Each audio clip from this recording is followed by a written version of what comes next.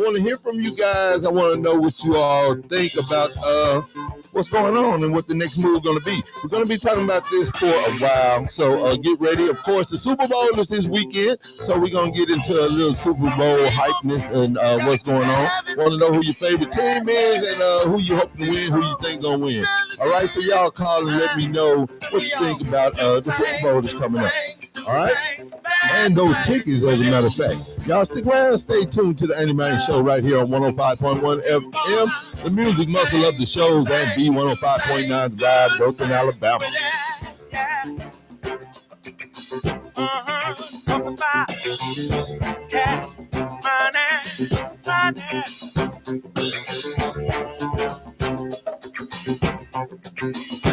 Talk about cash, money, dollar bills, y'all. Come on now. Yeah.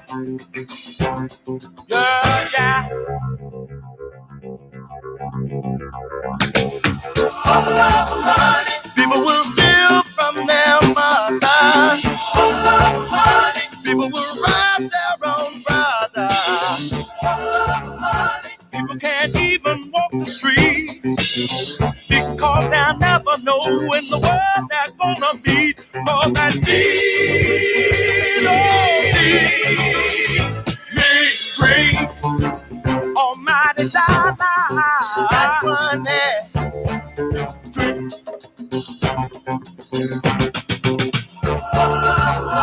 People will lie, they will cheat. People don't care who they hurt or beat.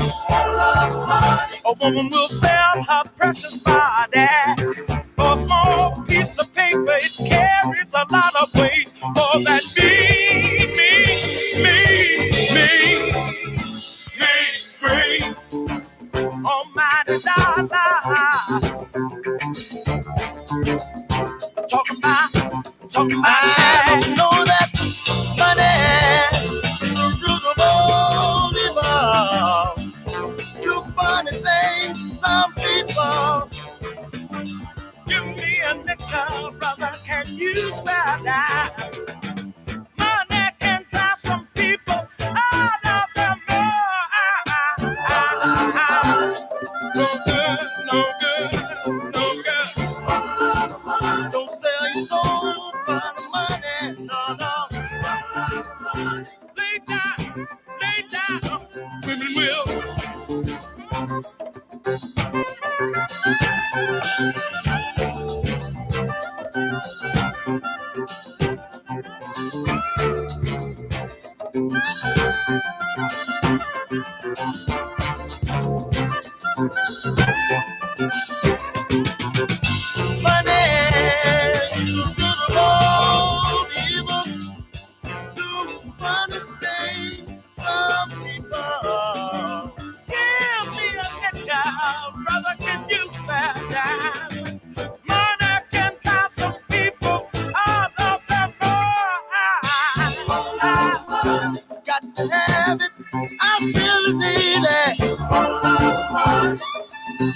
Give it up, yeah. Got to have it. Some people really need it. Give me cash money. I need.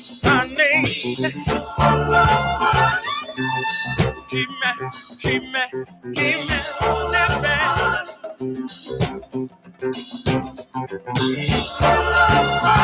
How many days have I heard you say?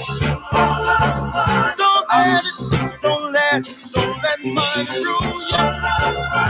How many days have I heard you say? Don't let money fool you. No. Yeah. Got to have it. I really need it.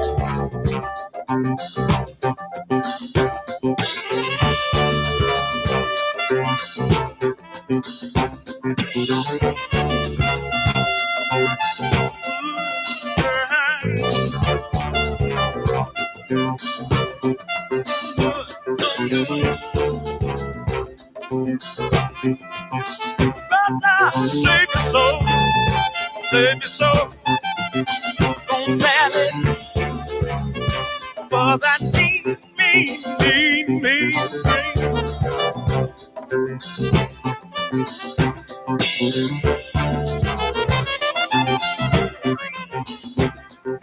People don't let money go. Don't let money change you.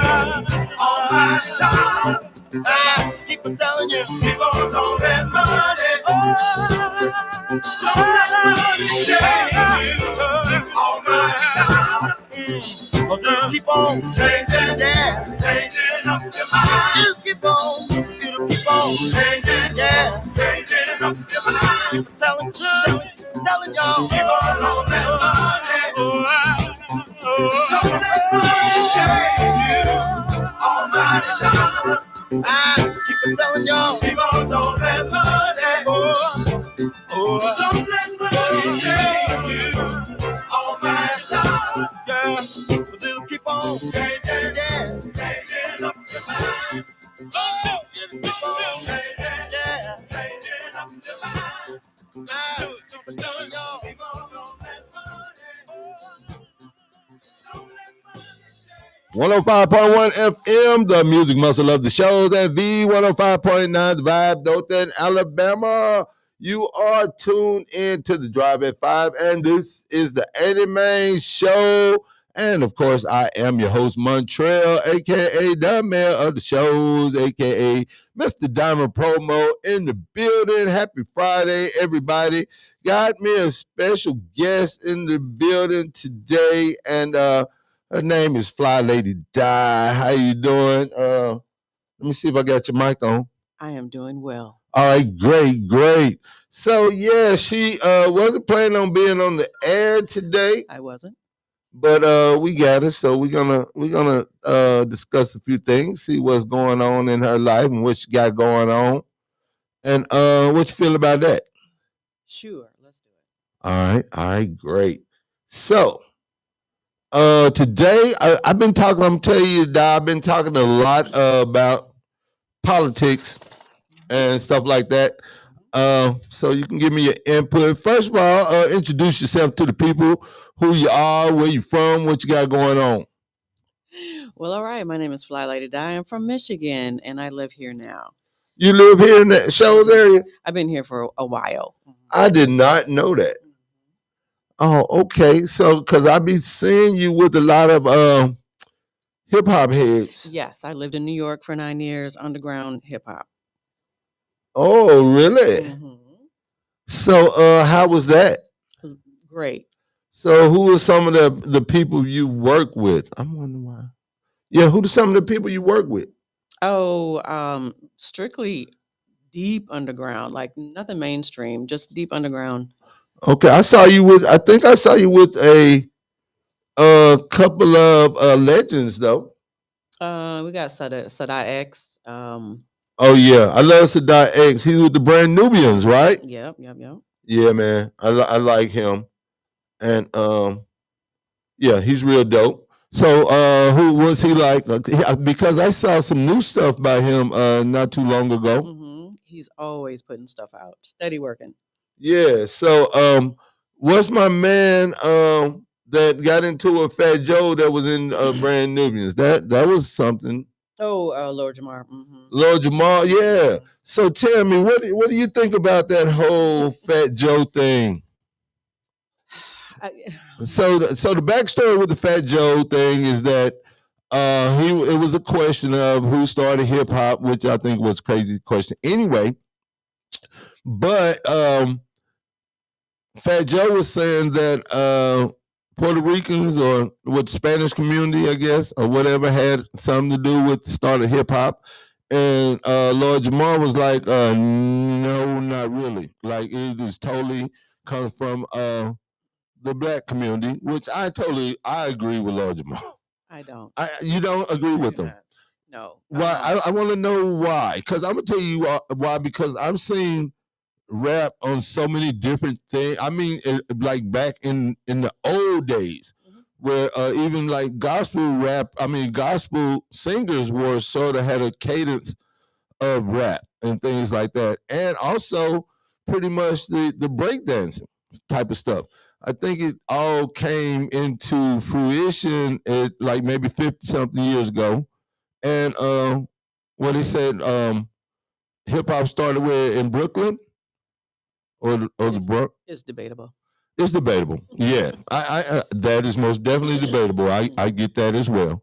So, tell me why you think that way. What's your thoughts? Well, I do agree with that. It definitely started back from enslavement, and all of our dance moves from is connected to breakdancing, and also the cadence from gospel. Definitely, it started from that as Black people. But as far as talking about New York hip hop, Yes. Hispanic people have always been hand in hand every step of the way. But have you ever thought about this? When the first hip hop records were put out and things like that, I never heard any Spanish references in any of the music. A lot of the Now, I will say breakdancing probably they had a lot to bringing it to the mainstream. But as far as me personally, I just never knew of any rap, and I'm talking about, I guess, from me hearing it on records when Curtis Blow put the album out, and when you had the who's that? Let me see. Just so many older guys like Grandmaster Cass and all them. No one really made any Spanish references, and that is what I think I'm going off. But so what do you? They have been there, but I never really heard any Spanish rap or rap albums. Yeah, I would have to do some digging for that one, but and it might be true. But I know that there's definitely some Hispanics and Latin people that are connected to the early groups of underground hip hop. Okay. Well, I do, and like I remember like Crazy Legs, and of course they did grow up in a melting pot of a neighborhood. Mhm. So you had a lot of Latin rappers. And a lot of people, involved in the culture. But I never really heard of any like Of course, we had Grandmaster Flash, and what's my other dude? Grandmaster Flash, and what's my other guy that really started like doing the break beats and everything? What's his name? Cool Herc. No. Cool Herc. Yeah, Cool Herc. Yeah. Exactly. So I think that's what I'm thinking about. They more or less was the voice and the face that I was seeing back in the day. But apparently Fat Joe said them was broke in words and that they were like a racist group or whatever. So that would really sparked all the craziness. I love Fat Joe. Don't get me wrong. I love Fat Joe. I love the Terror Squad. I think they all were dope. I love Lisa, but she wasn't really hip hop, but she was kind of hip hop. Right. So, you know what I mean? It's called freestyle. Freestyle, is that what it's called? Mm-hmm. Okay. Not freestyle. When you think of freestyle, you think of rapping or hip hop, but freestyle is all Hispanic, Latino, that. Oh, okay. That genre of music, like Lisa did. Okay. Because of course they teamed up with Full Force, which they were singing. Well, they were singing and rapping, right? Yeah, but I'm not sure anybody considers them hip hop. I don't. Really? I really haven't never heard. No. I feel like they kind of were. I would say more on the singing side. Yeah. But what's the one? Alice, the one song they had, I think that was kind of rap. I don't know. I don't know why I always considered them. They sang, but I always considered them. It's crazy because they are really left out of the conversation. Yeah. I'm gonna have to ask some people about that if they're considered hip hop or not, because I right off the because most of the time they are left out of the conversation. Yeah. When it comes to that, but so many people that I love like don't get their just due and left out of the conversation. That's true too. Because let me see who I really like UTFO. like with them celebrating the 50 years of hip hop and everything, I think that UTFO was not talked about as much as they should be. True. Then also, and I think that who was their lead guy? Well, he wasn't really the lead guy, but he was most definitely Hispanic. I think Latino. But we didn't look at him that way. But I think he was. I think, as a matter of fact, I think he was recognized for his work with UTFO. Mm-hmm. Yeah. So UTFO basically came out of. Let me see. I think. Well, I know Full Force worked closely with UTFO, and they did some. I think did some production with them in the early days.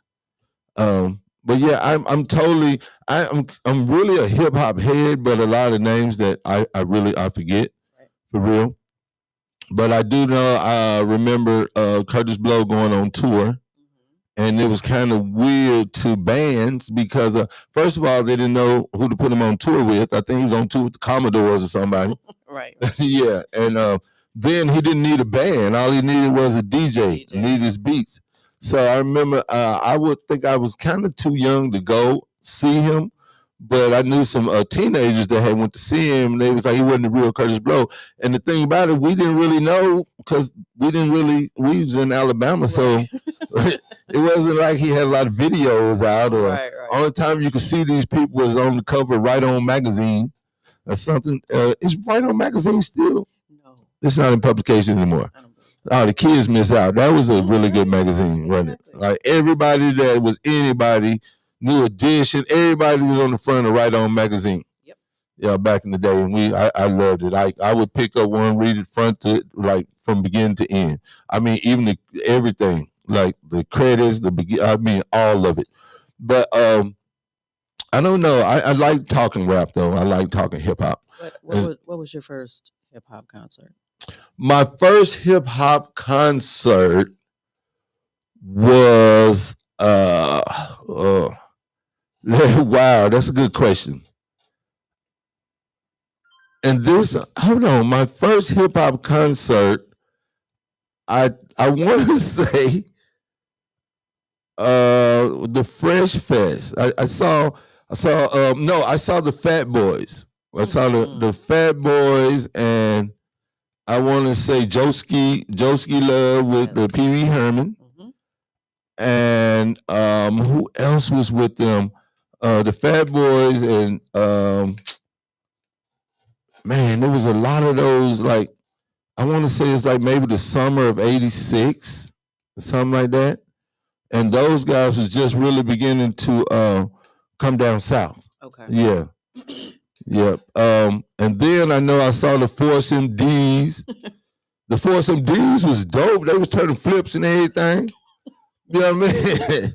The Force MDs was dope, but then like my first, like, let me see. I ended up seeing, I went to the Fresh Fest in Birmingham. So that's when I got a chance to see, like, that's when the golden era of hip hop. So I got to see people like Kwame and Too Short, and let me see who else. 'Cause everybody, I saw JJ Fad. JJ Fad was popping. Of course, I saw Salt and Pepper and LL Cool J. LL was one of my favorite, one of my favorite rappers. Still to this day, I love LL Cool J. But my dopest, the craziest I ever seen was MC Hammer. I think I seen MC Hammer like 3-4 times. In the early days, that would have been awesome. Oh man, I got to see him, and then that was one of the first concerts I took my oldest son to see, and he loved it. Wow. Yeah, and it was so funny because I think it was such a mixture of different artists. And I remember the first time I saw Sir Mix-a-Lot, and I saw NWA in the same show. Wow. And I got to smoke a joint with Eazy-E. Good job. Yeah, I know, right? They were staying at the Holiday Inn downtown Birmingham. Wow. And we were with some ladies that we were all young in our teens. So we ended up going, you know how you be groupies back then. So they wanted to go, and actually DJ Yella invited us into the room, and they was like, And I asked them like, why was they? I didn't get to meet Ice Cube, but I was asking where Easy was, and they was like, he around here somewhere. And Sir Mix-a-Lot was upstairs, and Tone Loc was. They had different rooms. They had rooms upstairs.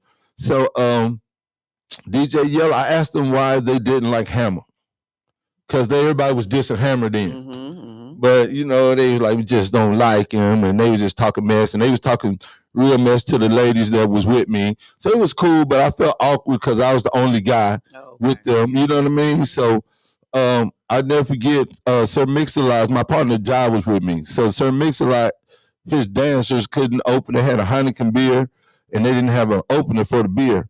So my friend Jai just did one of my old tricks where you just pop it up under like a like the door or something, and that just blew them away. It's like, this dude here, like, that's some country stuff. Yeah. But so they love Jai for that, being able to open up their Heinekens. But that was real cool. But on our way out of the hotel, Eazy-E was in the lobby. I mean, with the little gloves and all, and he just didn't have his curl did. It was more of an afro. Yeah, so he had his head, and he was outside smoking a joint when we were leaving, and he was like, he spoke to us. We was trying to act not real groupie, so he was like, "Hey man, yeah, y'all want to hit this?" And we was like, "Yeah." So we sit there and smoke with Eazy-E, and Eazy left us with the joint. So me and my friend walking to the car. So we start tripping. Man, ain't nobody gonna believe that. Nobody's gonna believe we actually smoked weed with Eazy-E. But Eazy-E was so nice. He acted like he knew us already. Yeah, he was real cool. That's one of my favorite stories to tell. Yeah, but that's just how that went, and I thought that was real dope. But what was your first? Mine was 87, and it was the Run DMC and Beastie Boys Raising Hell tour. Oh, wow. Wow. I think I've only seen Run DMC. I've never seen Run DMC. Awesome. I've seen them twice now. Have you? Man, now Run DMC was it for me. Like, played the Raising Hell cassette till it popped, till it like really broke off. Yeah, that was one of my favorite. That was like one of my favorite groups. Period. Like, who didn't love Run DMC and the Beastie Boys? Right. And I know when I graduated in '87, so that whole summer, can you hear? Yeah, my whole summer, we played those CDs to the tape pop, like Biggie said. Yeah, you know what I mean. But yeah, that was like, it was so many different people coming out at that time. It was ridiculous because of course you had Special Ed. We had let me see. Of course, I loved Dana Dane. Yes. And I have seen Dana Dane in concert. A lot of those guys, like when they would come do shows in Huntsville, they would come up on campus. So I was going to Alabama A&M. Oh, nice. So a lot of people would actually come up on campus and hang out some. And back then, though, you know, we didn't have the phones to take pictures. Oh, right. So, and no one really walked around with a phone. I mean, with a camera. No one walked around the camera. So, you know what? Let me tell you. So when we went to this Run DMC concert, it was me and two of my girls. And we took a lot of pictures before we got into the concert, but they wouldn't let you bring your camera into. Oh yeah. So we caught ourselves hiding it underneath the bush. Oh, of course, okay. I wasn't there when we got back. I'm still looking for them pictures. I never forget. Hey, that is crazy because I never forget. I was sitting. I was at the MC Hammer concert, and Hammer like came to. We was on the side of the stage pretty much, and someone took a picture in the flash. You know, you can see the flash, and the biggest dude I ever seen came and grabbed that person's camera and crushed it. Wow. Yeah, and me and my brother looked at each other like, "What just happened?" Like, wow. Yeah, but yeah, they didn't play back in those days about taking pictures. Now it seems like it's part of their marketing thing for people to take pictures. They even let you take pictures in the strip club now. Well, I've been to a few places where they make you lock your phone up before. Oh, really? You go in. Well, I know, like last time I went somewhere that happened was to Kevin Hart comedy show, and they literally took our phones. Yeah. Yep. So that was a crazy experience because we can't really do anything without our phone. Right. Yeah, it's just like, but that's when he was on tour with the Red Cup Boys. So a lot of times when they are on those type of tours, just up out the blue, that they're like really working on material. I think stuff like that. I was on a Tom Joyner Fantastic Voyage cruise that he does. Yes. And Stevie Wonder, before we went in, he was like, no pictures, no pictures, no pictures, no phones, no phones. But right. People don't listen. So eventually they just gave up and was like, okay, just go ahead. So how was that? Because I've seen that advertised. I've always wanted to go. How does that work? Like different shows all throughout the day, or so it was a 7-day cruise, and every day there's like a list of who's playing where. Right, all over the ship. All over the ship. Okay. And you just pick and choose where you want to go, and on the boat, how far. Kind of like being at a festival, but just on a boat. Okay. And all the artists, except for Stevie, but most of the artists usually was in the dining room with you. You got. That's what I was. Yeah, we're gonna ask. Yeah. So you basically ran. You see them in the casinos. That's one thing about too. When artists perform at casinos, they will most definitely be at a slot machine or something. Yeah. So I did that. I did that one, and then the next year I did Rock the Bells with LL, and to compare the two, I would do Tom Joyner any day. Yes. Because Rock the Bells, the artist was a little more to themselves. They stayed in their room. They didn't really connect with people or anything. So I was more laid back. I went to the Rock the Bells out in California, and that was just too much for me. I wasn't ready for that type of festival. What do you mean? I mean, like, it was like a carnival, and it was just, I'd never seen like a sea of people. You know what I mean? Like just all these people there, and it was all day and all night. And thank God I had like a VIP section, so I was kind of sitting off to the side, and I had like my own couch and everything. It was real cool, but I couldn't imagine myself being down where everybody else was. It just looked so hectic and so claustrophobic. But I enjoyed it though. It was cool. It was good seeing all. I got to see Common for the first time, and of course I got to see Ice Cube. Love Ice Cube. Who else did I get to see? I got to see Busta Rhymes. I've seen a lot like that. That one festival, Rock the Bells. It was probably the one and only time I got to see more hip hop artists in one spot than ever. Got it. Yeah, but back in the day, Fresh Fest was dope. Like you had Houdini. I'm old school than a mug. We had like Houdini and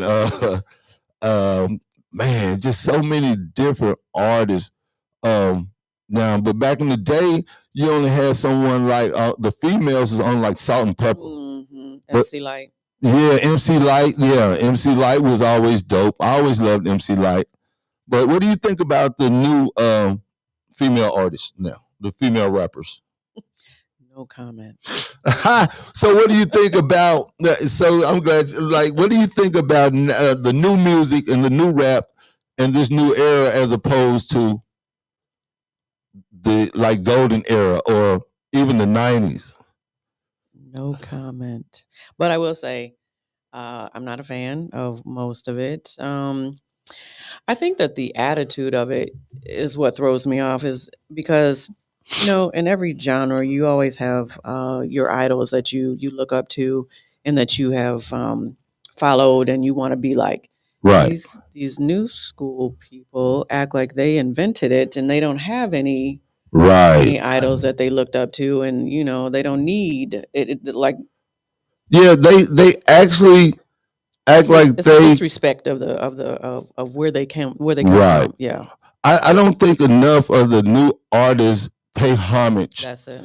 to the old school or you know what I mean. I know they sometimes you might ask them, they don't even know who certain artists are. Yeah, and they've used their beat. Yeah, right, but they use exactly. right. And me having grandkids now, they listen to stuff and they think this the first time it's ever come out, and I'm like, that's probably on his third person or fourth person by now. Exactly. You know what I mean? Like it's that beat's been recycled. I'm still learning where certain samples came from. You know what I mean? Like even with Timberland, like Timberland samples are ridiculous. Like he can pick something out of a song and make it like totally crazy. But a lot of songs that were sampled came from Quincy Jones, perhaps, and a lot of songs just just had beats that you could recycle. But what's funny is one of the first jams we liked was it was like really totally stolen, which was Rapper's Delight, I think. Yeah, that was stolen from Chic, whatever the group was. Yeah, Good Times was the song. Yeah, but Niles Rodgers has a lot to do with the DNA of rap and so much other music we've had throughout the years.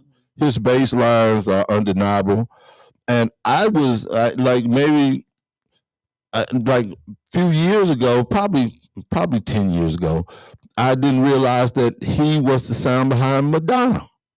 You know, when she came out with Holiday and her first album, a lot of that, even like a Virgin, that was Niles Rodgers on like playing the guitar. And then when he come out with what's that, Daft Punk? Yes. I think I started to learn a lot about how deep he was into all the DNA of the beats and the rap and all that stuff, because he did an awful lot. So tell me this: do you remember? Can you think of remember the transition from musicians to beat machines? Yeah. Yeah, that's another thing. There's really not any artists anymore as far as musicians. Right. There's nobody actually playing instruments anymore. I miss that. I do too. Yeah, I miss that. Like everything is either recycled, there's no new sounds, there's no creativity. Right.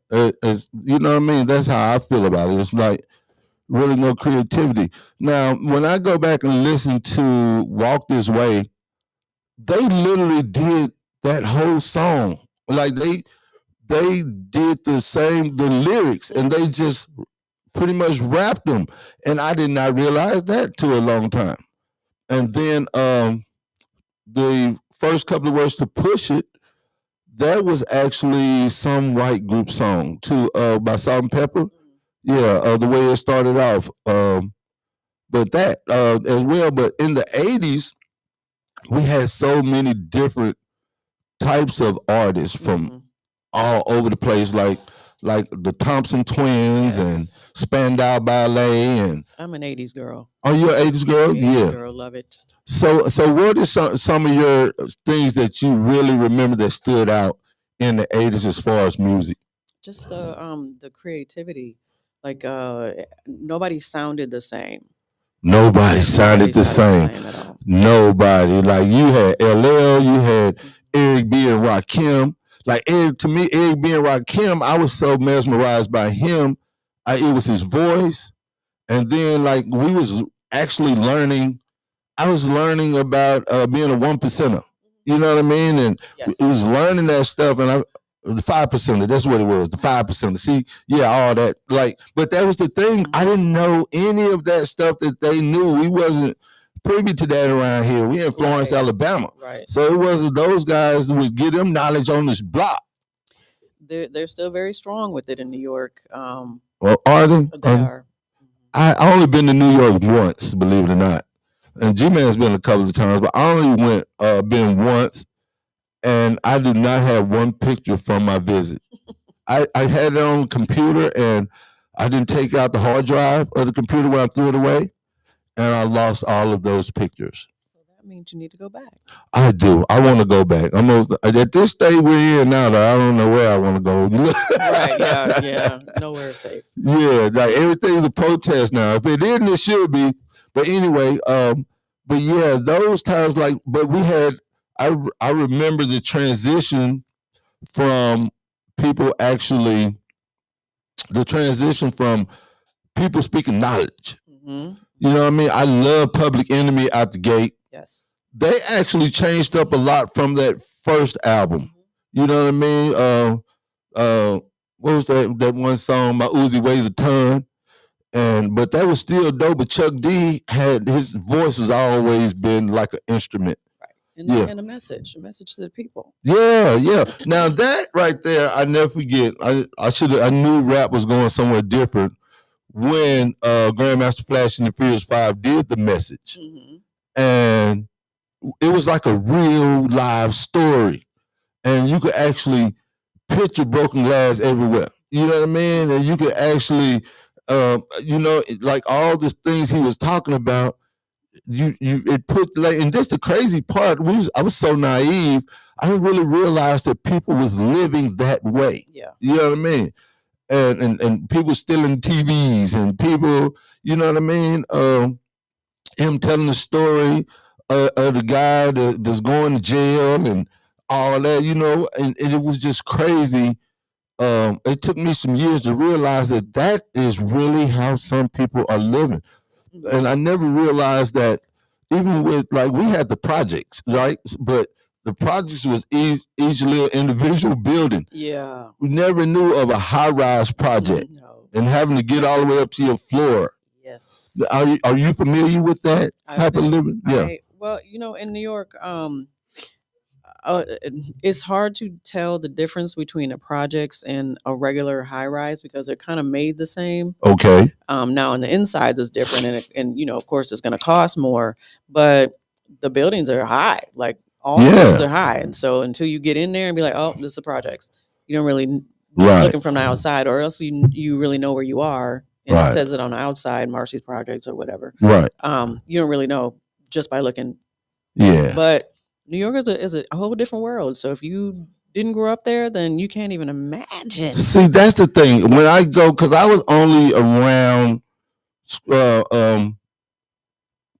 downtown, what you call it, in New York. Manhattan. I was only around that area, but I really would like to know somebody that know how to move around. I would like to go, because around here I can go to Memphis, or somewhere and go to the hood. You know what I mean? Like, we know somebody. Even in California, I moved around real well once I got with the right people. Mm-hmm. I can go to Compton. I can go. Now, they would tell me, like, don't you leave this hotel room until somebody come get you. Mm-hmm. You know what I mean? And they would introduce me to, I've been to the Jungle. I've been to all those spots, but I had to move carefully. You know what I mean? I had to let them know I'm coming, and they would actually, like, don't move. I'm coming to get you. And they would come get me. One of my friends, Solo, he would take me out to all the neighborhoods and different places, and he would make it way more adventurous than it probably should have been, because he loved seeing the looks on our faces. And then he's also telling us about gang stories, like, I've been shot right here and I've been shot right there. They act like being shot is like playing tag. You know what I mean? Then I saw him, he was telling about this guy, and he ended up shooting him. I'm like, everybody around here is either shot somebody or looking forward to getting shot. Like, it is crazy how they talked about having a beef with somebody where I'm going to take him out, he's going to take me out. Right. You know what I mean? And I was like, I couldn't live like that. I went to a barbershop, I want to say, out there out in Compton, and got me a haircut. When I went home, it probably was a week later, my friend was like, you know that barbershop I took you to? I'm like, yeah. Some dude got his head blowed off in the barbershop chair. I'm like, what? Not in the chair. Wow. Yeah. I'm like, are you serious? Wow. You know what I mean? I'm like, man, but I went to a real gangster party with the Bloods, like, and I knew it was a party for a Blood that had been locked up a long time. He knew me through the music, right? Mm-hmm. So he would try to he's like Big U pretty much, like Big U is with the Crips. So he would, like, tell me like hook up with this person. He called all these dudes. They would come, took me out, and they was like, they're gonna take you to this party. So we go to this blood party, and everybody in there, like they blood walking, they doing everything. And man, they kind of got around me, but me, I'm dressed in regular, like they know I'm not no gangbanger dude, but they doing the dancing around. I might heard one or two dudes say, "Oh man, that's OG right there." You know, so some little youngsters was like, "Who you? Who are you? Who you out here to see? What you know what I mean?" I'm like, I'm here for so and so, and this dude's supposed to be a big deal in the Bloods. And they was like, "Oh, we'll slap him right now. I wish he was out of jail." And I'm like, I thought this party was for him. That's what I'm thinking. Man, I wanted to get out of there so fast, but like really by the time I left, by the time me and my partners left, they were literally fighting each other. Wow. Yeah, we couldn't leave fast enough. But but that was way too much of an adventure for me. And I went to the supper club, which I ran into the little dude that was Moesha's little brother. Ran into him, and I ran into what's the guys that I ran into him. I ran into what's my man used to be in the Dog Pound, not Daz, but the other one. Warren. Not Warren. Can't think of the skinny dude that was in Dog Pound. But we ran into him. Everybody was cool, right? So after, I'm not realizing, I'm thinking in California you can hang out, but no, they shut down just like Alabama. Like, and one of the guys was like, "So where y'all going to your room, right?" And we like, "No, where is there to go?" They said, "Unless you know somebody up in the hills, you need to go back to your room because there ain't nothing going down after this club over with. So go back to wherever you're supposed to go." So we took heat and went back to our room, chilled out to the next day. But I'm thinking like, man, we out in LA, we gonna go do some stuff, we'll go to some parties, go to some Diddy parties. No, I'm just I hope not. No, but for real, we thought we was gonna, go do some famous people stuff. And they was like, "No, y'all going to the room and chill out." And that's exactly what we did.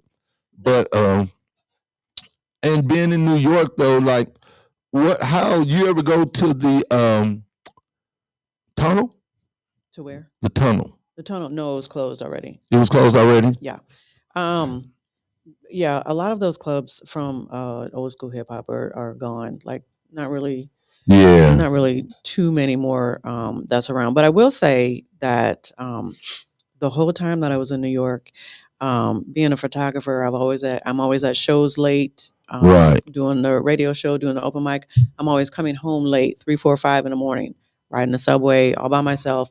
Never, ever, ever, ever have I been afraid or did anybody try to mess with me or anything. And I've been to all of the boroughs. So I always felt safe. I like to go to all of the boroughs and just visit. But just me looking on TV and everything, look like the train is one of the most scariest parts. Now, I've ridden the train in Chicago. I've also seen Cabrini Green before they tore it all down.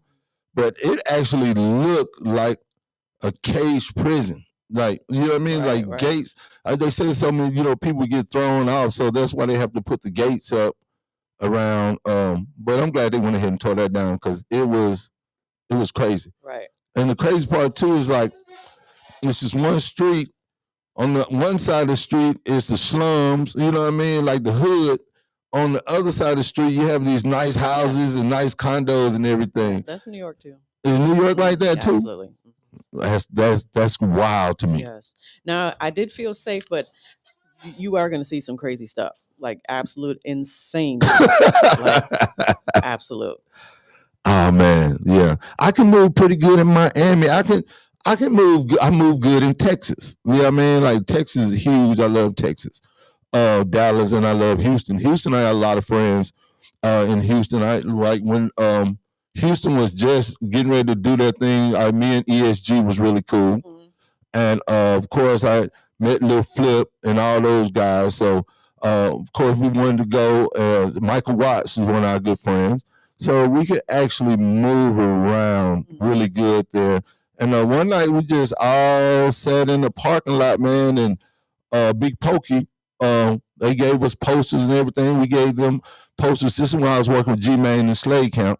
So they gave us all posters like, y'all take these back to Alabama. and we gave them posts, and they took our stuff out. So we took us to some studios, and that was real cool. Houston was real, as far as the rappers and everything go. They were real open and real nice to having us around. But went to the studio out in LA though, and one of our producers, the studio was in the Crip territory. Mm-hmm. So one of our producers was a Blood. Oh wow. Yeah, so he basically came dressed as a Crip pretty much. And he was like, I'm not supposed to be over here at all. Oh, wow. But he came to the studio anyway, and we got some work done. But it's just crazy how they can't move like that. Everything is so gang political like. Yeah. But New York, how does New York gangs work? Because I don't really think, well, it's gangs everywhere now, Yeah. but that whole I don't even know, when they start saying Bloods and stuff was in New York, I was tripping off that part. That part I don't know about. It's more just straight up gangsters in New York, yeah, huh? yeah, I would think so. But I mean, I'm sure they're there. Yeah. Well, they're there for real. Yeah.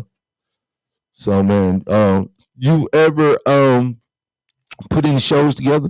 I have. Have you, like, independent, or I mean, like, up and coming artists? Anybody you work with that actually did as good as you thought they were? Well, I had I co-produced an open mic show at the New Eurekans Poets Cafe, and that's one of the most famous spots in New York.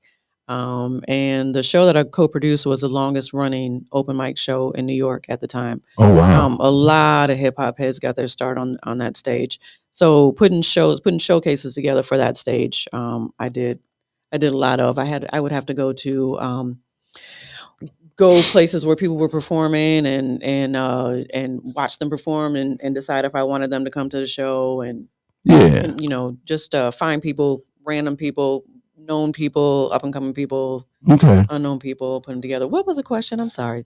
Well, yeah. Have you ever like had someone come through that got bigger, or they were as good as you perhaps thought they were? None that really have made it out of New York. I can't really say that. Okay. See, New York, like Texas, this is the thing. I learned this in Florida as well.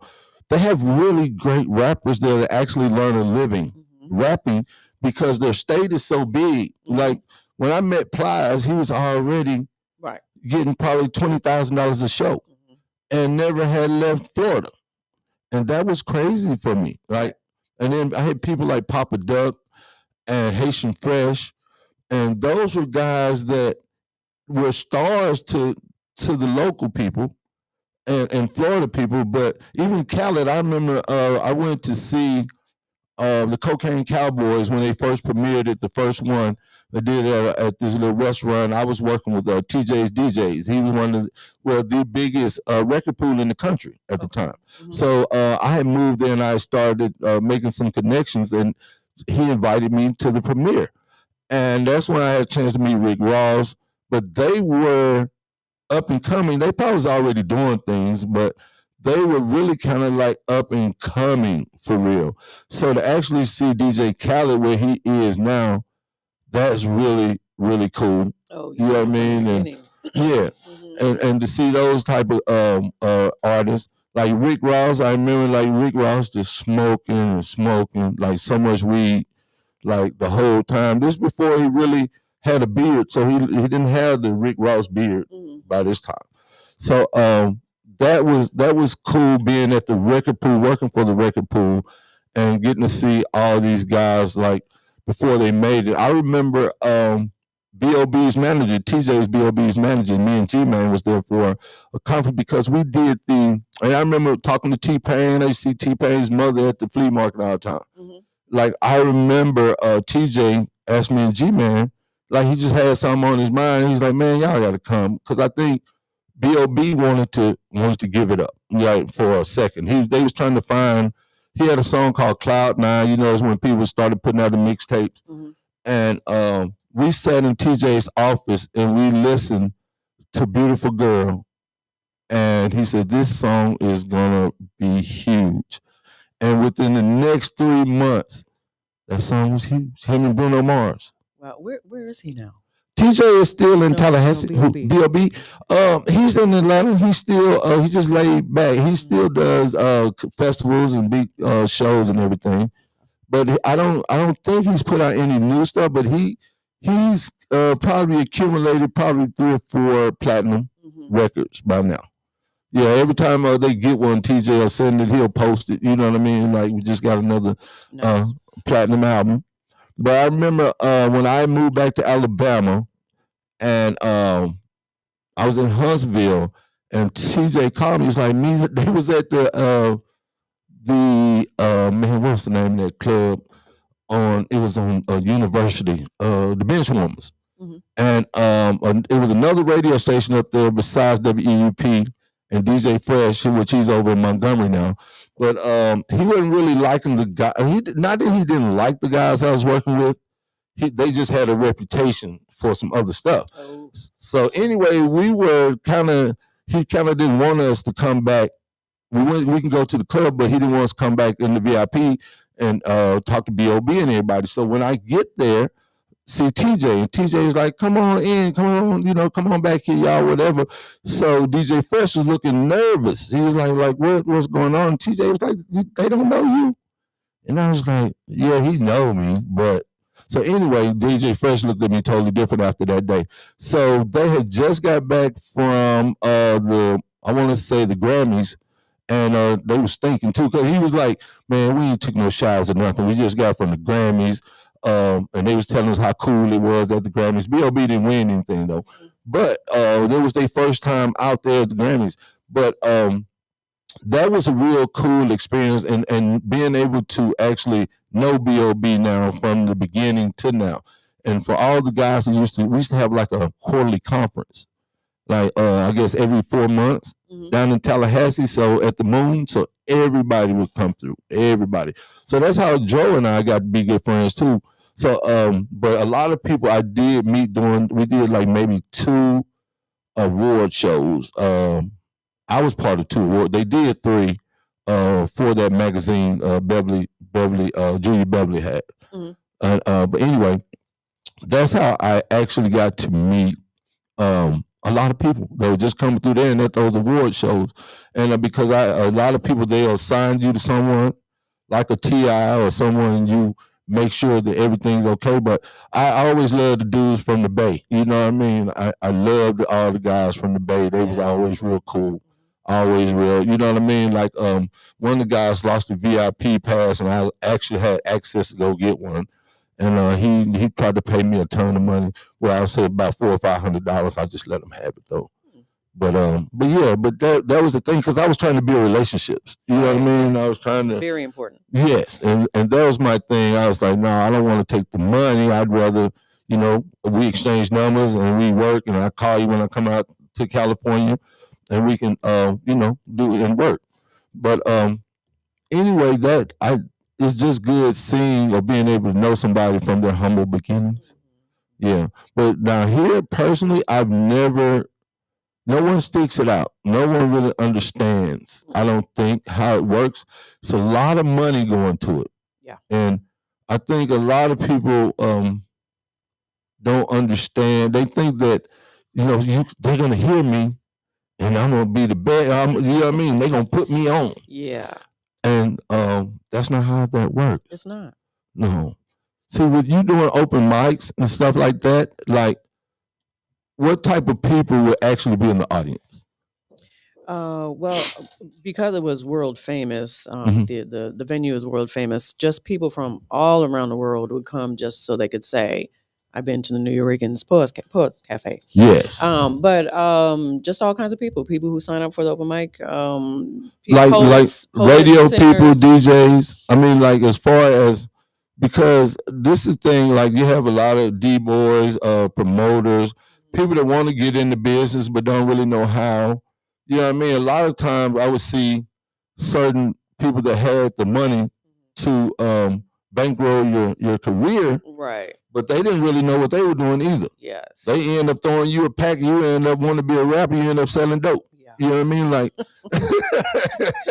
that is true too. You know what I mean? So when I go speak to these young people now, when I go to conferences and stuff, I try to most definitely tell them to know the biz. The biz, they got a way better shot at it than we did back in the day. You know, they got so many free platforms and free outlets for themselves that they can get into. But back in the day, like, we didn't have that. You literally had to go to these places. I did so much free work.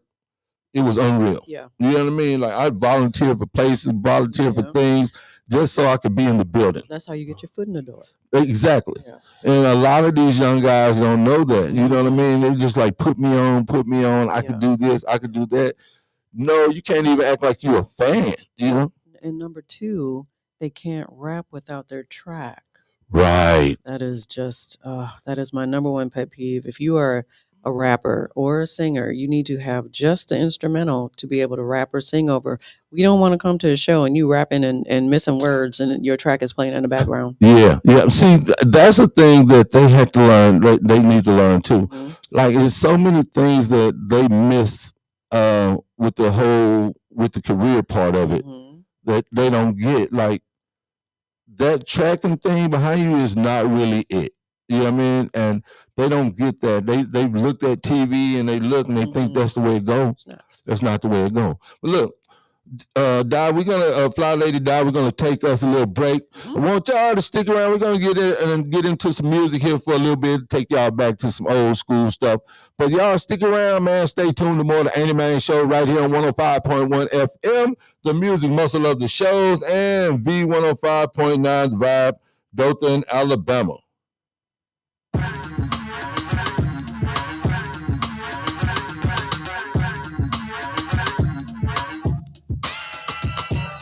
When you say you love me, it doesn't matter. It goes into my head as just chit chatter. You may think it's egotistical or just very free, but what you say, I take none of it seriously. And even if I did, I wouldn't tell you so. I'd let you pretend to read me, and then you'd know. Cause I hate when one attempts to analyze. In fact, I despise those who even try to look into my eyes to see what I am thinking. That dream is over. Your yacht is sinking. I tell all of you, like I told all of them, what you say to me is just paper thin. Word.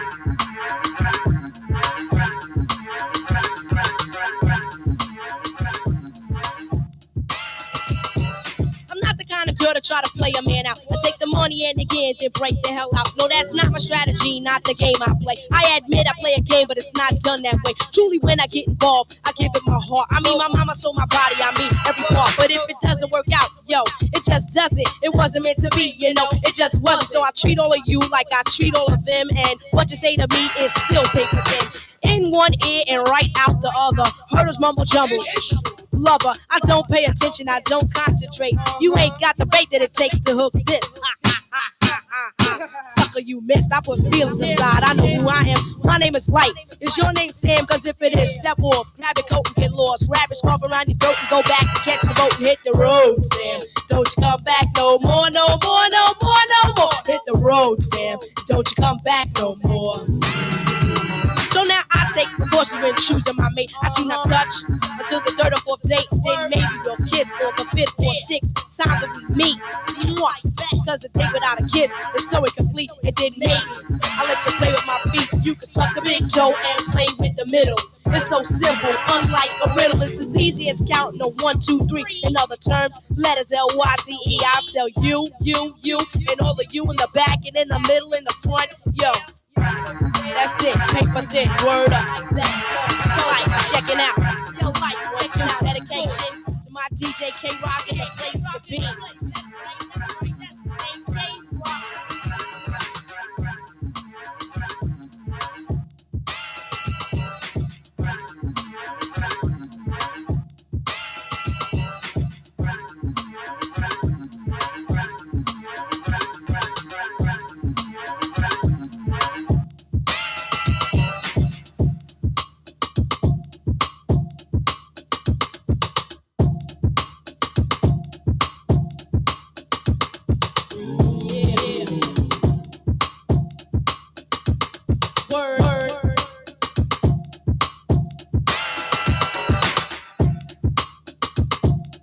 That dream is over, your yacht is sinking.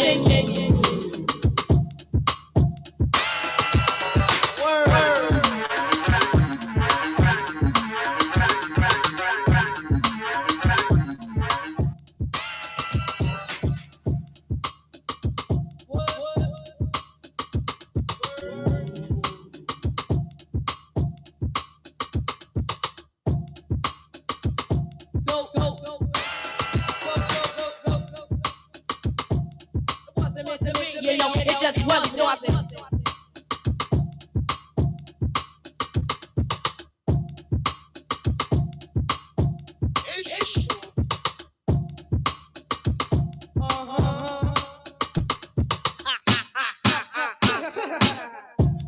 yeah, yeah, yeah, yeah,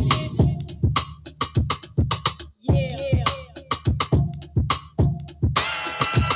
Hit the road, Sam. Don't you come back no more, no more, no more, no more. Hit the road, Sam. Don't you come back no more.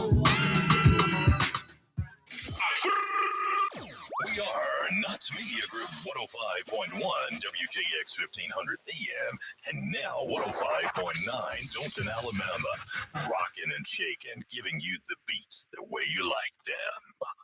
Right here, right here, right here. Yeah. Y'all ready for this?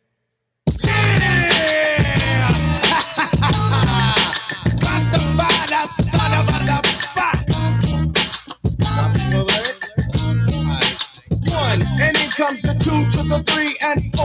Then I drop the beat I have in store. Lay the lyrics on the top like a rug, make it sound smooth and later make a dub, enunciate well, so that you can tell I am not illiterate, no, not even a little bit, nothing like an idiot.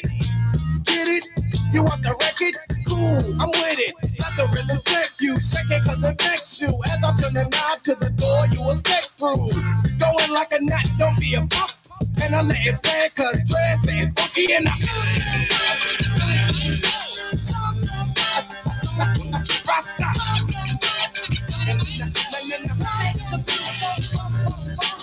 Let's get it funky, let's get it funky.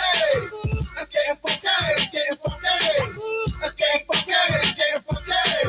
Watch the smooth lyrics that take place. If you want another reason why it must be funky, yo, I am not a jackass, meaning not a donkey, so I will play the game like it should be played. Drop the funk into the mix so the bass will never fade. Ship it to the station in your jurisdiction. Others say I'm dope and the others think I'm bitching. No crowd can avoid the D.O. to the C. Wanna be O-R-I-M-I-N-G on the stage. See the simple fact is I am dope and known. I rock a funky beat without a chord, so here's my conclusion. You will enjoy the fusion, and I will ascend with the style that I am using. Knowing that it's tough, and it's not a buff. I think I'll let it play, cause play say it's fucking hip hop.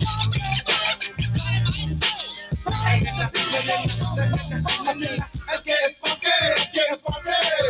Let's get it funky, let's get it funky. Let's get it funky, let's get it funky.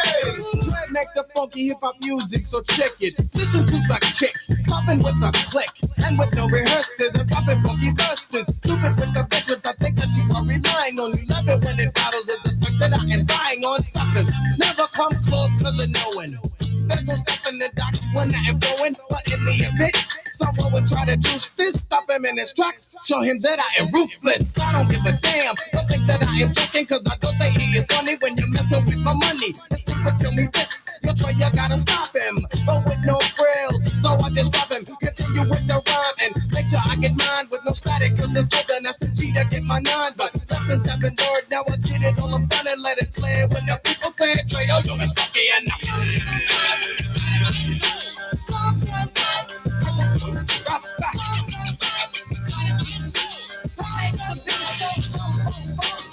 Let's get it funky, let's get it funky.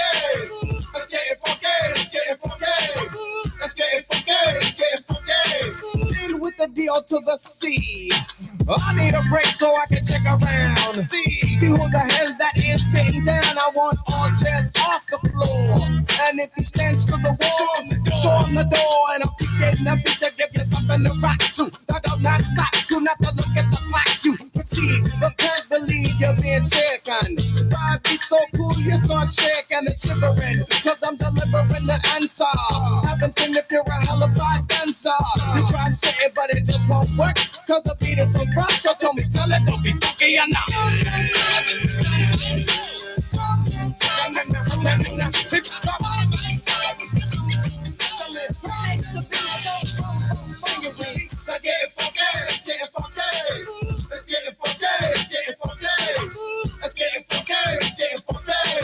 And with the help of the Dr. Dre, kick it. na na na. Na na na. Na na na na na na. Let's get funky on the mix now, right? Let's get funky on the mix now, right? Let's get funky on the mix now, right? Let's get funky on the mix now. Hey, put it in the middle and drop it on the one, boy. We are Nuts Media Group 105.1 WJX 1500 AM and now 105.9 Dalton, Alabama. Rocking and shaking, giving you the beats the way you like them. Right here, right here, right here. Yeah.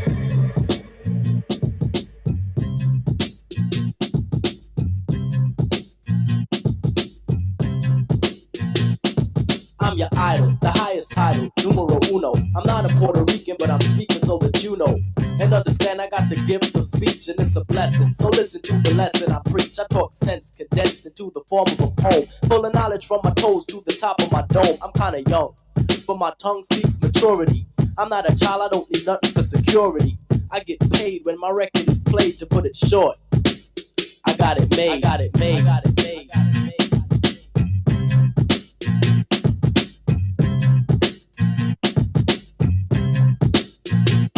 I'm outspoken, my language is broken into a slang, but it's just the dialect that I select when I hang. I play it cool, cause coolin' is all that I'm about. Just fooling with the girlies, yes, and busting it out. I'm special ed, and you can tell by the style that I use. I'm creatively superior, yo. I never lose, I never lost, cause I'm the boss and never will, cause I'm still the champion. Chief one won't lose until I choose, which I won't, cause I don't retreat. I run you over like a truck and leave you dead in the street. You're inviting me a titan to a battle. Why? I don't need your respect, cause I got it made, got it made, got it made, got it made.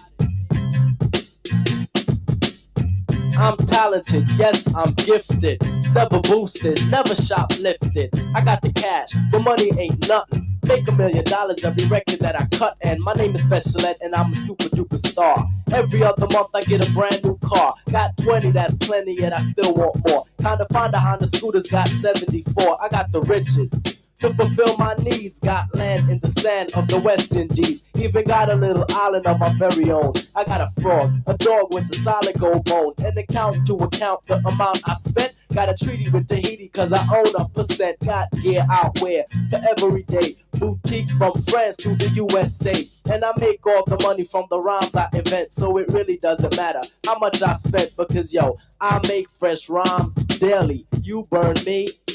Really? Think, just blink, and I've made 1 million rhymes. Just imagine if you blink 1 million times. Damn, I'd be paid.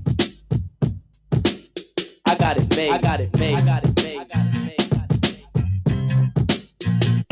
I'm kinda spoiled, cause everything I want I got made, I wanted gear. Got everything from cotton to suede, I wanted leg. I didn't beg, I just got laid, my hair was growing too long. So I got me a fader when my dishes got dirty. I got cascade and when the weather was hot. I got a spot in the shade, I'm wise because I rise to the top of my grade. Wanted peace on earth, so to God I prayed. Some kids across town thought I was afraid they couldn't harm me. I got the army brigade, I'm not a traitor. If what you got is greater, I'll trade, but maybe later. Cause my waiter made potato alligator souffle. I got it made, I got it made, I got it made, I got it made.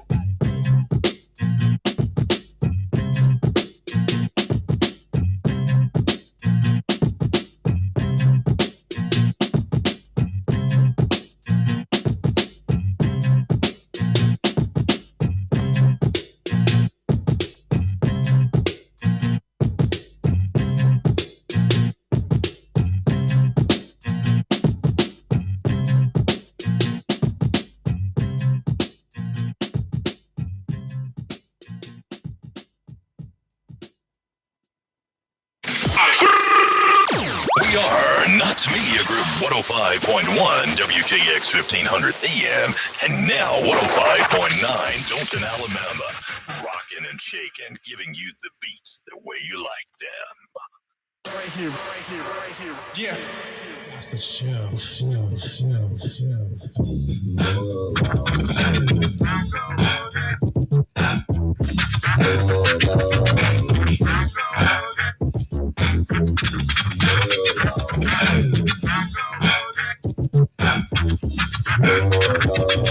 Relax. Relax your mind, let your conscience be free, and get down to the sounds of your PMD. But you should keep quiet while the MC rap. But if you're tired, then go take a nap.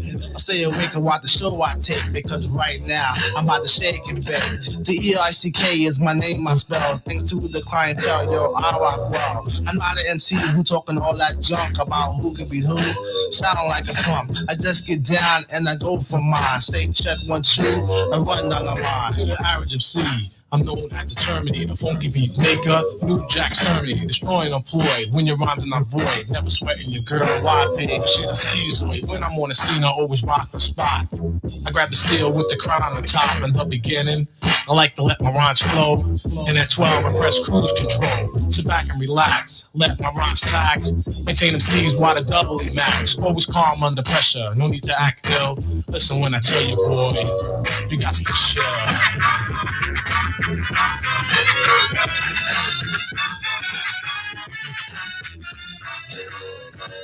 be the personal computer information on rap. Like the BRZ, my pieces I make your toes tap. I format the rhymes step by step, make them sound deaf to retain my rap. Prepare to come off in case of a diss. Don't worry about the thing, cause we can turn the party out just by standing still. Make a lady scream and shout while the brothers I kill. Take total control of your body and soul. Pack a 9 in my pants when it's time to roll. I'm the PEEMDEE, and one thing I hate is a biting MC. When I enter the party, suckers always form a line. Then they ease the way up and try to bite my lines. I did thousands of shows, dish many faces, and deal with New Jack on a one-to-one basis. But every now and then a sucker MC gets courageous, and like an epidemic it becomes contagious. But never the least, they all R.I.P. All is unaware means rest in peace, cause indeed stands for microphone doctor in the capital P, capital F, capital D, E, D's, no doubt the chief rocker. Don't like to get ill, but if I have to, I kill. So believe me, boy, you got to chill.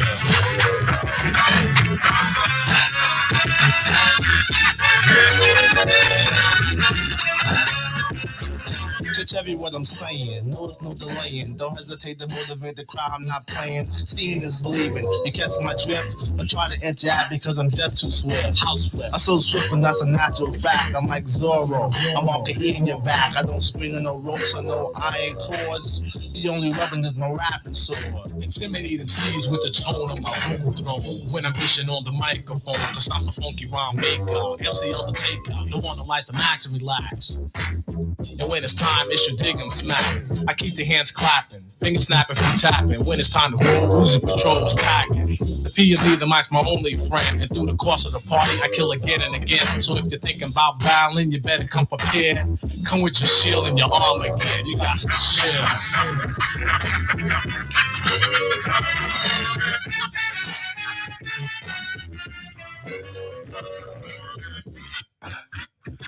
DJ the boss, no shorts.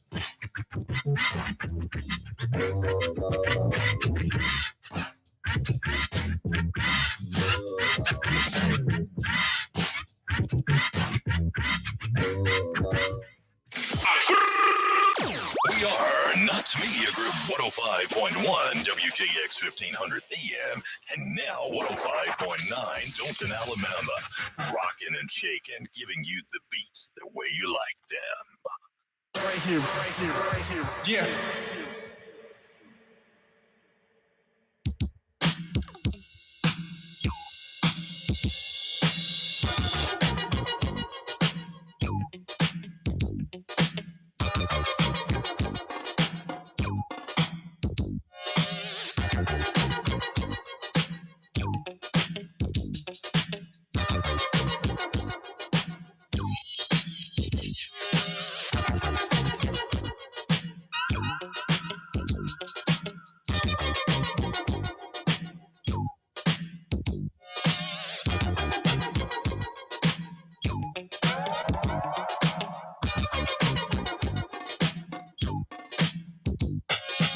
It's like a jungle sometimes. It makes me wonder how I keep from going under.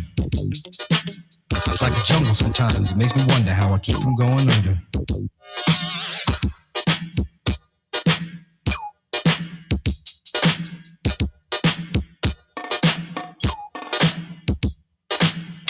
Broken glass everywhere. People pissing on the stage, you know they just don't care. I can't take the smell, can't take the noise. Got no money to move out, I guess I got no choice. Rats in the front room, roaches in the back, junkies in the alley with the baseball bat. I tried to get away, but I couldn't get far, cause a man with a tow truck repossessed my car. Don't push me, cause I'm close to the edge. I'm trying not to lose my head. It's like a jungle sometimes. It makes me wonder how I keep from going under. Standing on the front stoop, hanging out the window, watching all the cars go by, roaring as the breezes blow. Crazy lady living in a bag, eating out of garbage pails. Used to be a fag hag, such a dance to tango. Skipped the life and dango. A so-called princess seemed to lost her senses. Down at the peep show, watching all the creeps, so she could tell her stories to the girls back home. She went to the city and got so did it. She had to get a pimp, she couldn't make it on her own. Don't push me, cause I'm close to the edge. I'm trying not to lose my head. It's like a jungle sometimes. It makes me wonder how I keep from going under. It's like a jungle sometimes. It makes me wonder how I keep from going under. My brother's doing fast on my mother's TV. Says she watches too much, it's just not healthy. All my children in the daytime, Dallas at night. Can't even see the game or the Sugar Ray fight. The bill collectors, they ring my phone and scare my wife when I'm not home. Got a bum education, double-digit inflation. Can't take the train to the job, there's a strike at the station. Neon King Kong standing on my back, can't stop to turn around. Broke my sacroiliac, a mid-range migraine, cancer membrane. Sometimes I think I'm going insane, I swear I might hijack a plane. Don't push me, cause I'm close to the edge. I'm trying not to lose my head. It's like a jungle sometimes. It makes me wonder how I keep from going under. It's like a jungle sometimes. It makes me wonder how I keep from going under.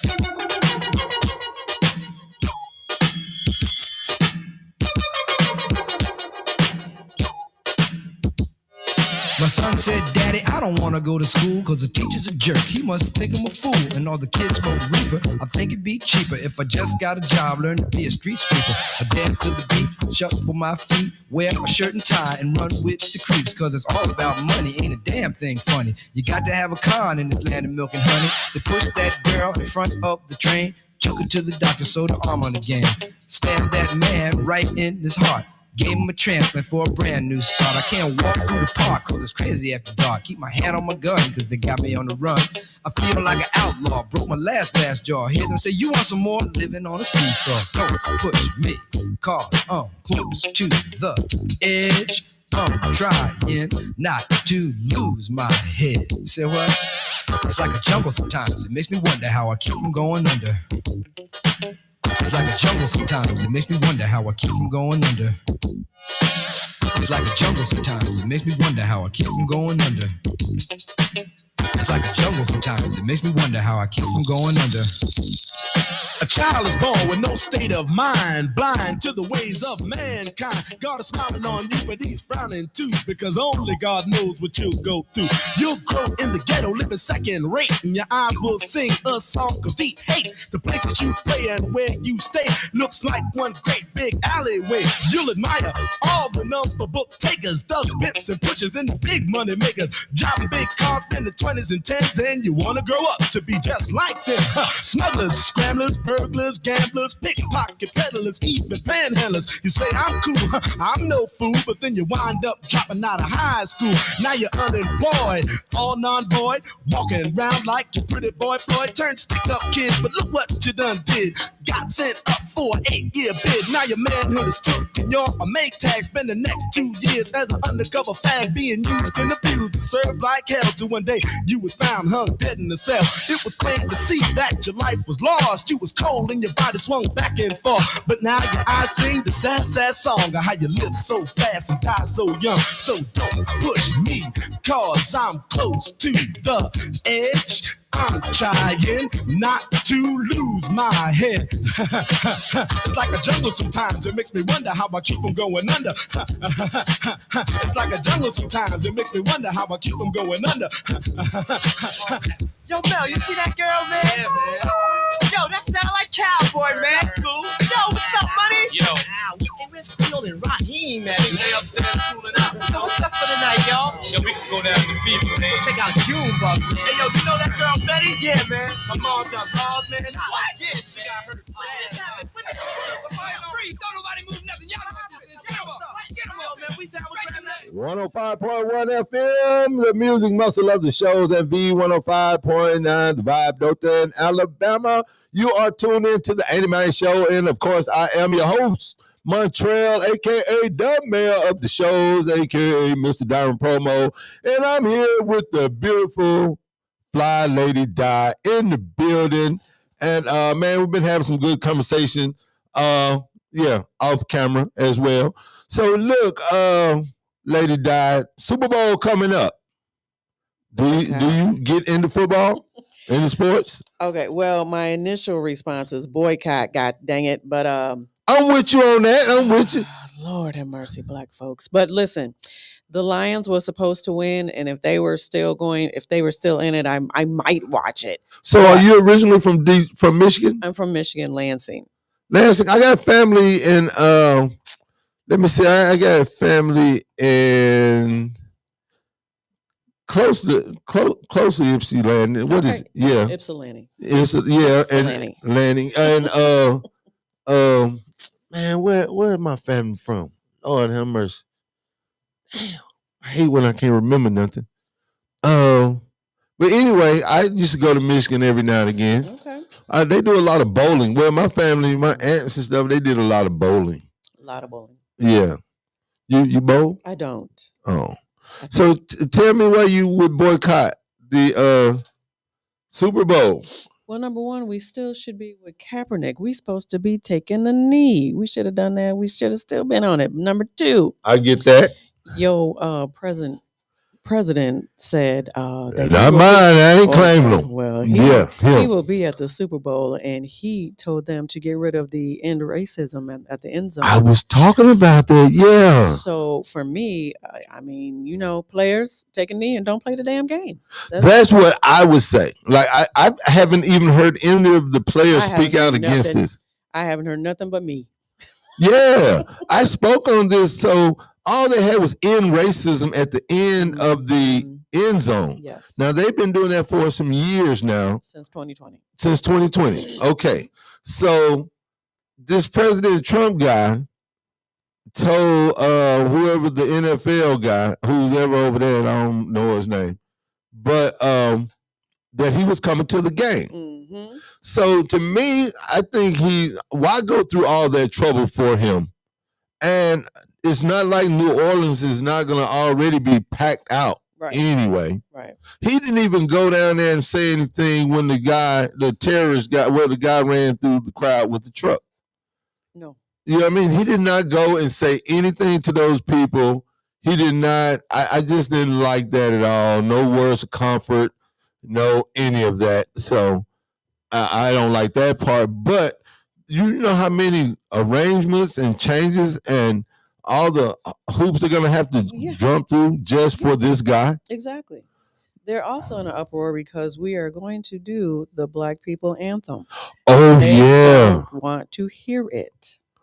Are they really trying to go back to the 1800s on us? I think they are. I'm telling y'all, man. I'm telling y'all. That is crazy. So I saw that some MAGA people were selling their tickets all because they're doing the Black National Anthem. Yeah, but they haven't said anything about Kendrick Lamar doing the halftime. And I don't think they know who he is. And I promise you, Kendrick better bring it. He better bring it. He better bring the blackity black, the blackest black show that there ever was. You know what? I totally agree with you. And me, I think Kendrick, first of all, Kendrick is special. Mm-hmm. Kendrick he studies the craft. He studies like the whole, I think to him, he puts so many different meanings and everything. He makes you think. Right. He makes you think when he does his videos. He make you think when he does his songs. Like everything has some type of meaning with him, and that's what I love about Kendrick. It's like picking a puzzle apart, or it's like, you know what I mean, trying to figure out a puzzle when you see Kendrick Lamar perform. And I've never seen him not bring it. You know what I mean? When he's on a big platform, whether it's the Grammys or any halftime shows or anything like that, Kendrick always kills it. And Kendrick is gonna do something. I'm hoping, and I'm betting on it. Yeah, I'm betting on it too. I'd bet my bottom dollar that Kendrick is gonna give us something to think about, and we most definitely know he's gonna offend some people. Oh, he better. Yeah, I know. I'm with you. I'm with you on that. I just totally. want him to gather all the blackness and throw it in their faces. Yes, exactly. And they can't do nothing but watch. Yeah. So see, that's what I'm thinking too with them not having end racism at the end of he listens. He knows everything that's going on. I'm excited to see SZA too. I really am. I'm happy for her being able to do this with them. I am, but I'm not worried about her right now. I need Kendrick to make a statement. I need Kendrick to make the statement. That's all. Do you think Kendrick is gonna have some special guests? I hope so. I mean, I hope whatever his intentions are for those how many does he get? I don't. Probably 5. I have no idea. Well, for Showtime, I hope he brings all of the black activists he can find. Yes. Brings them all on the stage at one time. I'm with you on that. I hope it's blacker than black as that can get. Black, and it's Black History Month. Just make it all black. Yeah, I'm with that. I'm with that for real, because New Orleans has a crazy history. I mean, just remember when the Hurricane Katrina come through, and it's still sad to go back and look at those videos. You see all the black people hanging outside the Superdome, and you can really tell that certain people wasn't getting help at all at that time. And then for President Bush to just fly over and look, not even touch down, shake hands, try to make sure those babies and those elderly people have everything they needed, that was a slap in the face. And I still remember when Kanye said President Bush don't care about black people. And he was right. I was happy.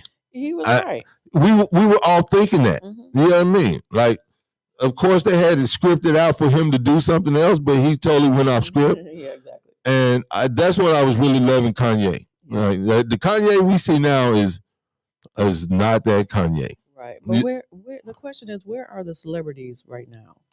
With everything that's going on, I haven't heard not one celebrity because I think they're afraid. I think, look, we got a man in there, this DOGE thing. Elon Musk, he's way powerful. I think they're afraid. And then with the FCC, you know what I mean? Like, they literally trying to stop or turn the media. Like, not that I trust media anyway right now. You know, like the CBS's and the Foxes and the CNNs. They're paid off.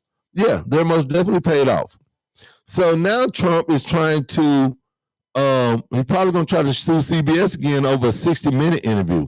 You know what I mean? Like, he's suing people and trying to sue people for things that he knows that he does. And he's literally putting it in your face that I can do it, but you can't do it. Right. Yeah. And I haven't seen not one celebrity speak out. Not one. I actually, Ben Stiller had a couple of things to say. Okay, did he? Okay, great. Yeah, he's about the only one. But I remember when my man Kanye said in some tweets, he went crazy on the tweets last night and today, but he said he was Adolf Hitler. Yeah. Yeah, like now he's like going all in. I think Kanye is just having a conniption fit because he's trying to steal Kendrick Lamar's moment. I think he's trying to get in the press and say and do whatever he can do to take the spotlight off of Kendrick, because Kendrick had a wonderful year and he's going into a great year, and he's actually the best at the craft. Yeah. You know what I mean? And of course, he took out one of Kanye's ops, Drake. You know what I mean? So, Yeah. and he did it lyrically. Yeah, he did. Yeah, and I'm just thinking like, but Kanye going hamburger, and he's still a MAGA man. And he said he think P. Diddy should get out of jail. Wow. He said free Diddy. Did he say that? Yeah, he said all that on tweets, man. He tripping. Yeah, but I ain't gonna lie. I don't know what Diddy did. As long as he ain't mess with no children, I don't know. If he wrong, he wrong. But if you had consensual adults doing what Diddy and them was doing, or whatever, maybe he should be out a little bit. They said it wasn't consensual. It was in order to get played, or get their music made, or yeah. But a lot of people screwed their way to the top or to positions, But my man Puff just took it too far. He took the Illuminati thing and ran with it, trying to be a gatekeeper and all that. Like, I like Chopper City. Chopper City is a cool dude. He was in the group when they're making the band. And I actually had a chance to hang out with him in Las Vegas a little bit. And the funny thing about him, he came to see us. We were staying at I can't think of the casino we were staying at, but he just wore pajama pants and a hoodie, and everybody was looking at him crazy. But he came, picked us up, took us to get haircuts. And look, every city we go, we're going to get a haircut because that's where everybody be trying to get that barbershop talk. But anyway, I've been watching him on the Art of Dialogue podcast. Y'all should check it out too on YouTube. But he's telling some real good stories, and Chopper City is a real good guy. So I know he's not lying about certain things. And he really hadn't been talking Puffy down or talking bad about Puffy. But he did say Puffy's son called him, the one that his son, but not really his son, called him, was like, he didn't like what they were saying about his dad. And Chopper's like, man, I watched you grow up. You know what I mean? Like, you was just a baby. Like, but to hear you call and talk crazy to me, like, Chopper's like, I'll beat you up. But yeah. But anyway, he said that, but he said like, it was a little wrong on a couple of people's part, but he said that Diddy could be really trifling. But yeah, have you watched any of? I'm gonna get back to the Super Bowl, y'all. But not really, because I don't have no dog in that fight. I really like Jalen Hurts. I want to see Jalen Hurts win. Thing about the Chiefs is that the Chiefs always seem like the referee's cheating for them. Yeah, all the time, every time. And then too, like, I don't like the whole Taylor Swift thing and all that. And I think President Trump want to be there because Taylor Swift is going to be there. I think he know that's going to be. It's like us knowing the party going to be popping. I think that if the Chiefs win, that Taylor will either announce that she's pregnant or they're gonna get engaged. It's gonna be something. So no, you know what? I'm telling you, they said the script is scripted. Yeah. So it would not surprise me not one little bit. Me neither.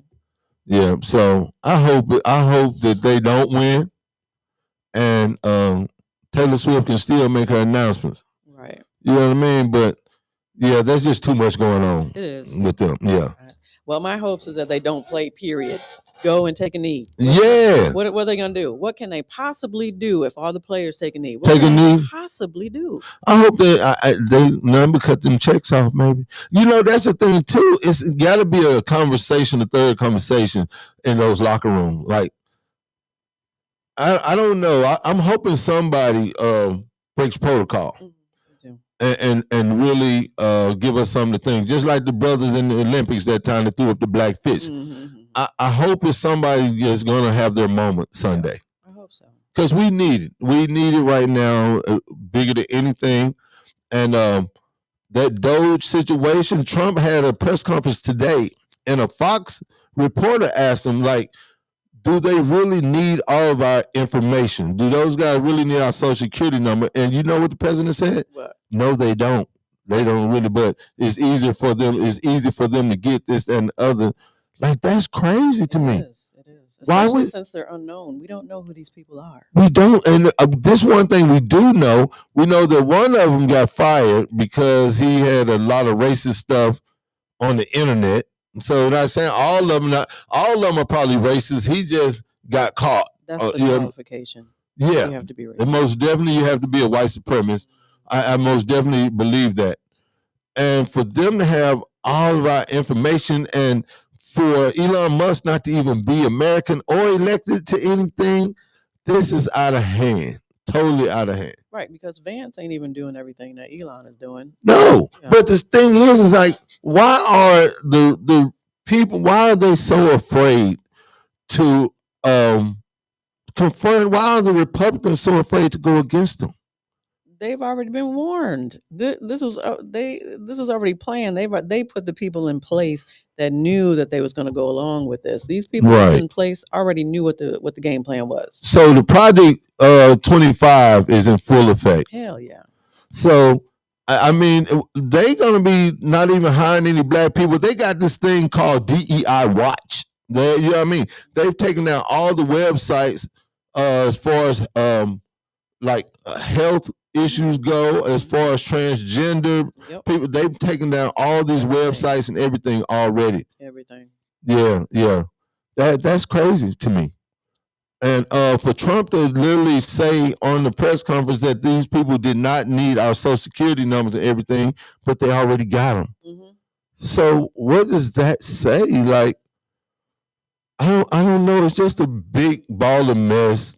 And I think when you said that no celebrities are speaking out, I think that everybody's afraid. Yeah, but that's what they want us to be.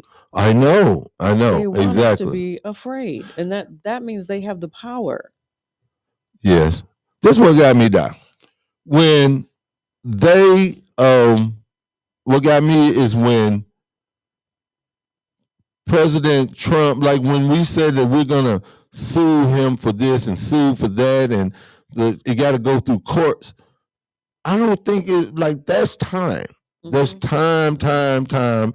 This man, while they're talking about going to court for things, he's steadily making moves. Oh, yes, exactly. And have you noticed how fast they've been moving? Yes. They've been moving, so getting all this stuff done like off the rip, like really fast. Now, like as far as this, the crazy part, these people in Congress, they act like they don't have any family members that's gonna need Medicaid, right? Or like paying higher money for their medicine. You know what I mean? And that is like somebody, like, you know, you want something. I want something to happen right now. But what do you do? Like, but besides watch them push paper around? Right. I would advise everybody to go to the Social Security and make a printout of exactly what you got.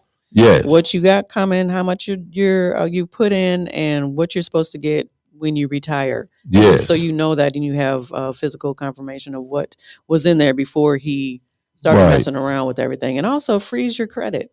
Yes, exactly. Freeze your credit. You know, and this is the thing. They know your bank information. All your bank information. Mm-hmm. What gives them the right? They have no right to do these things. Right. And so all these Republicans, like, they control the House and the Senate, right? And that's just ridiculous to me. And I was just watching, we got one of the dumbest senators ever here. What's the man named? Tommy Tuberville? Have you ever heard him, his ideologies or whatever? Mm-hmm. He's so ignorant. It's mind-blowing how they say people like Kamala Harris is not smart and say all these degrading things, and they sound like schoolyard bullies. You know what I mean? Like you telling me what I'm not when I know you can't even spell. Right. You know what I mean? And it's crazy that we have these people, and like my girl's what's her name? Crockett. She's Jasmine Crockett. Mhm. She's dope, but she's like she's tired of the white tears and the mediocre white boys thinking that they running things. Listen, she is our leader right now. She really is. We don't have anybody else. Yeah, she's no one can speak like her the way she comes out. We don't have anyone else. Have anybody Yeah, else? Maxine Waters, bless her heart, she old now. A lot of our people are just old and can't move. Bernie Sanders is way old. You know what I mean? And there's another black woman, bald head. I can't think of her name. I can't think. I know you talking. I know the black woman, though. I know you talking about. I see her Facebook. She's one of them too. She's on our and AOC, she's cold blooded. Like she's not gonna sit back and I don't understand. You have these people like what's the crazy white lady look like a Neanderthal man? Green, what's her name? She's from Georgia. She's a representative from Georgia. I can't think of her name right now. But she always say crazy stuff too. And you can tell these people are not that intelligent. They're not. Yeah, they're not that intelligent. But look who their leader is, though. Right, exactly. Now this man said he was gonna I guess take out all the Palestinians. Yeah. Isn't that crazy? And trying to build, I guess, what is he gonna build, like a Riviera or something? Like, right. This is not a real estate move. Like, that is the crazy thing. We are looking so silly on the world stage right now. We are. What I asked on my Facebook page, have we been bombing them the whole time? Like, have we? Because he knew that this was the property that he wanted. Were we bombing them the whole time? I know. What have I been? We've been doing something like this. Is really the first time we haven't had in the military, like just placed all over the world. Mm-hmm. And he's not making any good. I know parents do not want their children going to war for something that's not going to benefit the country. Right. It's benefiting him and his cronies. Mm-hmm. For whatever they got going on. Right. He's trying to make us be like a Russia and like a China when we're not. Like haven't been that way. That US aid stuff, that was a major piece of the world's puzzle, where we was helping people and we was giving people medicine, and we helped people in Africa with you know what I mean, with medicine and things like that. And I mean, that's just how America is looked at, man. That's why we're such a great nation. And like, he's putting us through hell right now. Yep. And I said I wasn't like, at first I was like, he's president again. I'm not gonna be worried about it. But for me and the audience that I have to talk to, I have to speak on certain things because somebody got to get riled up. And then first it's like, well, it don't bother me. It ain't gonna have nothing to do with it. No. As soon as he cut out that federal funding, it bothered me. Yep. Now is the time. Yes, now is the time, because all the nonprofits and all of the everything like that cut out for kids going to daycare. Mm-hmm. They're like, who doesn't want to feed children at school? Right. Who wants to cut out the Department of Education? Like, what's that idea? They're gonna make it a privatized. What is it that they believe in, the white the nationalists, is it Christianity? They're gonna put all of that in the schools. So all of that's going to be the curriculum. It's not going to be. There's no Black history. There's going to report history how they. Yeah. They're doing like the Crusaders. Yeah. Pretty much. They making you, but that's crazy because the God I serve he believes in humanity. Like, you know what I mean, and helping your fellow person, your fellow brother. You know what I mean? And this is not. I can't be that cold blooded to anyone. You know what I mean? Like, I'm the type of person, I don't care. You can have a Confederate flag in the back of your truck. If your car pulled over, I'm probably going to ask you how I can help you. You know what I mean? Because that's just who I am. Or what, you know what I mean? Like, I got, like, you need help, or what can I do to help you? Right. Now, if you curse me out and tell me to get on down the road, I'm going to pull off. Mm-hmm. But other than that, my first thought is to help someone. Right. You know what I mean? Because you never know what situation God will put you in just to see how much of a loyal soldier you are. Right. You know what I mean? But it's just a lot going on. This weekend is going to be very interesting as far as the Super Bowl and politics go. But I would advise everybody when you go to church, man. I know y'all gonna be talking about the Lord, but y'all be talking about some real stuff. Right. You know what I mean? Like that's the thing too. We at church, we be over preachy when we should be talking about like what's really going on. What are our plans? We don't have a plan of action At That's what all. we need to be working on. What Yes. is our plan of action? Because right now, everything is focused on the illegal immigrants, or Right. he's trying to get everybody out. But when he's got everybody else, who is he going for next? Yeah. It's us. It's We got to us. have a plan. And their whole idea is for us, like Trump said, it came out of his mouth. They taking all the black jobs. He didn't know how the way to say it. Like, so he expected black jobs for us to be picking oranges and working out in the farms and in the Right. garden and stuff. That's what he meant by black jobs. That's why he's trying to clean out all the federal government workers and all that, because people that's worked hard with degrees and everything that has all this stuff, like he wanted to start all over again. And he want to put mediocre people in place. What's going to happen is that, he's got all these private prisons in place. Yeah. everywhere. What's Yep. going to happen with us black folks is that we going to go to these private prisons and we going to be the ones out there doing all this Yeah, for free. For free. Yeah, exactly. Why you think they had private prisons, like for money prisons? Like that's the craziest thing ever. And Alabama, they already been practicing. You go to jail down here, you get lost. Like they have you working at these people's furniture companies. Yeah. You're building furniture. They have you doing all types of working out in the fields. Yep. Like those prisoners don't get paid any money. Not for real. Nope. So that's if what? Did I do that? I did not do that. Or did I do that? Maybe I did do that. Oh, with that being said, what time is it? It is About 10 till? Yes. So, Lady Di, anything you want to say to our folks? Because I'm going to read off some stuff that we got going on here in the station. I will play that, though. I like that. Yeah. So, anything you'd like to say to our audience? Let me just say, just keep your head up out there. Pay attention. Pay attention. So plug your business. You have a cleaning service? I do. It's called Lewis Prestige, and we are government contracted. We bid on contracts for the government anyway, and we do commercial, residential, whatever needs to be cleaned. We there. Let me know. Okay, great. Well, look, I got something to tell you guys about. We got a little contest coming up. It's called the Pre-Valentine's Day Selfie Contest. So love is in the air, and show off your best pre-Valentine's Day selfie and win some exciting prizes. This is how you enter.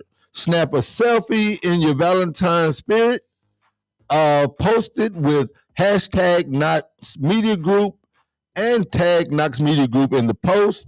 And the winners will be announced on February the 14th on air and Facebook with special surprise gifts. So y'all do that, man, and let us see those selfies, man. Y'all get them in and make sure hashtag Knox Media Group, and make sure you add us at Knox Media Group, all right? Also, we all gas, no breaks, man. We're going to be bringing y'all all types of entertainment each and every month. And this month, we got dinner, an evening of love and dinner with Eric Essex going down on February the 23rd at the Renaissance Shows Resort and Spa, formerly the Marriott. The location is 10 Hightower Place, Florence, Alabama. You can go ahead and get your tickets now. You should already have your tickets. Get your tickets now, though, at knoxmediagroupinc.org or call here to the station 256-712-2887. We are doing that in conjunction with 334 Entertainment. And, man, we plan on having a good time. We do have tables available, 12 seats at each table, all right? So for those, if you get a whole table, you have $5 off each one of your tickets for your table. All right, so I would advise you guys to go ahead and get your people together and get your table and get them early so we'll know exactly how how many people we're gonna have to feed. Of course, you know, if you ever been out to the Renaissance, out to formerly the Marriott, you know, they make really good food out there, really good meals, and you want to go, gonna want to go enjoy it. And I know Valentine's Day is coming up, right? So with Valentine's Day coming up, go ahead and buy your tickets and then take your significant other, bring them to see Eric Essex, man. Eric Essex is one of the best jazz guitarists in the country, man. If you hadn't had an opportunity to see him, you should come check him out. If you want to know what you're about to see, go to YouTube and just pull up Eric Essex, man. He is the best. If you have Apple Music, go and find some of his music and listen to it. I usually listen to it when I clean up and all that good stuff, man. I'm telling you, it's real,